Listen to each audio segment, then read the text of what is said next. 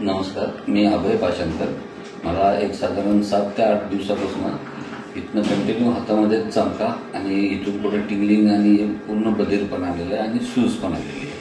तर माझ्या मणक्यामध्ये 1-2 ठिकाणी झीज होऊन तिथले डिल्सला काहीतरी ते फुगवटा पल्पेशन काहीतरी म्हटले सर, तेवढं मला सांगता येणार नाही. तर मी 3 ते 5 दिवस तुमचं ट्रॅक्शन्स आणि ते करंट्स वगैरे देतात, सगळे मुशीतले सायना हॉस्पिटल वगैरे आहेत, चांगले डॉक्टर आहेत, तिथं केलं. पण तरी माझं मेन स्पाईनमध्ये MRI मध्ये ते दिसून आलं.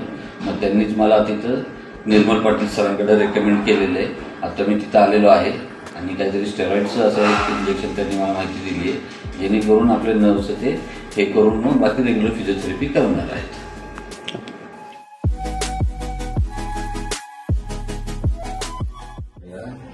पाटील सरांकडे पण पाठवलं. मग आज मी इथं आलो, त्याच्यात त्यांनी आज ती एक काहीतरी सर्जरी करून स्टेरॉइडचे काही इंजेक्शन डायरेक्ट नर्व्हमध्ये द्यायचं, ते थोडं ट्रीटमेंट केली. आणि जे साधारण 8 दिवस माझा हात हलतही नव्हता, म्हणजे मी आता पण हँड वरती, तो हात आता माझा पूर्णपणे वर खाली वगैरे क्लिअरली मुवमेंट चालू झालेली आहे. अँड आय कॅन से 80% वर रिकव्हरी झाली. अँड आय एम व्हेरी असं हे झालं, सुटका झाली सारखी झाली. थँक्यू.